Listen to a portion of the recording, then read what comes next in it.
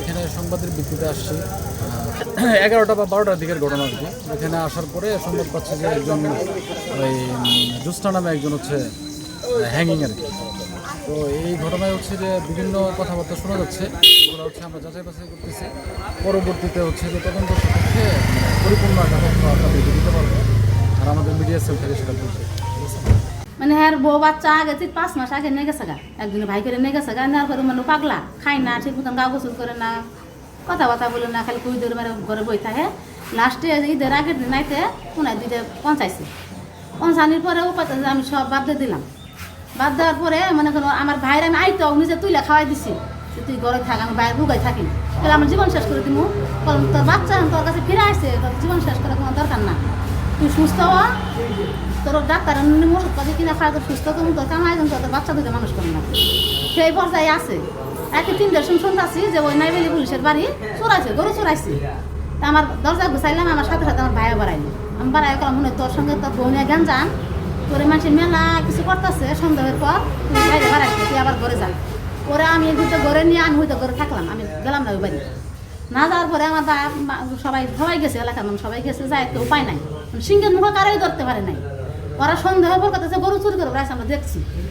এরপরে যায় সুজনের বাপেরে মায়েরে ধরে নেবার গেছি।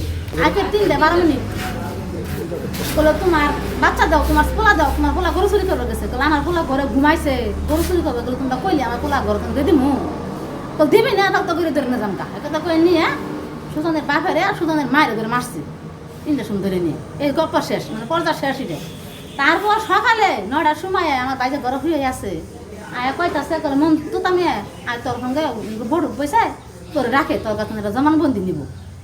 তা আমার বাপে কইছে না ও কেড়ে যাবো, অত যাওয়ার কোনো দরকার না, কল না দরকার। ওইভাবে নিয়ে গেছে রাখে নেওয়ার পরে যাওয়ার সাথে সাথে বান দিছে, কল তুই তো গরু চুরি করছে আমরা দেখছি। বান দেয় মানে অতিরিক্ত মার দিছে আমার বাইরে, কলাল ঠাকুর খারাপ হয়েছে। আমার মায়েরে মারছে, আমারে মারছে, আমার ছেলেরে মারছে, আমার ভাইয়ের ছেলেটা বুকনে শুয়ে আসলে আমার সাথে। আমি নিজে কাউ গুসুম করাই দিই, পাগল হয়ে গেছে দেখে আমি নিজে খাওয়াই দিই। তারপরে জোর করে ধরে নিয়ে আমরা যাবার দিন মানে একদম মেলাটি যুব সংগঠন মেলাটি আসি, মানে 30-40 জন এটি গঠন তুই ধরে না যাই এবার বান দিচ্ছে। বান্ধে তুই গরু করতেছ আমরা দেখছি। মারা গেছে সুজনের মা বলে ধরে নিয়ে লাগে 3টার সময় ধরে নিয়ে সুজনের বাইরে মারছে, সুজনের মায়েরে মারছে। মানে ওই ছোটো খাটো একটা বড় বসে মানে তার দুটো বসে 1 লাখ বসে অতিরিক্ত মার দিছে না। তুই কি মারার পরে যখন অতিরিক্ত হয়ে গেছে মায়ের ফোলা হাইতে ওটা বান দিছে, সুজনের মায়ের বান্ধে না। বাইন্দার সুজন দম মারার পরে দৌমারের বাড়িতে গেছে, পাশে পাশে ইরিকদের সবাই গেছে। ওই শালিরে দম খালি দম মারে গেল, ছেলে দিতে যায় ঘুরা হেরে পাইতেছে কি জানেন, সুজন মা মরে গেছে। এই যে কাহিনী সকালে মারছে, সকালে 8টার জন্য 7টার জন্য শুরু করছিল মারা, 9টা কিন্তু মারছে। কিছুদিন যাবার পালাই প্রায় 2 বছর ধরে আমি জামালপুর যায় থাকি। আমার ওয়াইফের সঙ্গে আমার ঝামেলা হয়েছে ঈদের দিন তোরে আইসে আমি মনে করেন যে সুজন করে ওইখানে আসি থাকে কালীন। আমি ঈদের পরের দিন তো নেই রাজমিস্ত্রি কাজ করতেছি, করতেছি এলাকার সবাই জানে।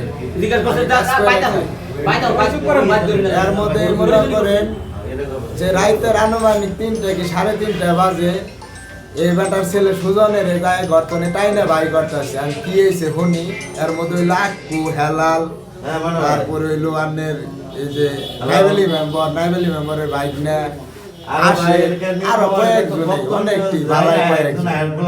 কি হইলো শুনি আকু আর কইতাছে আমার কইতে বাইক না, তুই এর মধ্যে কথা কইস না, তুই এর মধ্যে কথা কইলে ঝামেলা জড়াই যাবি গা।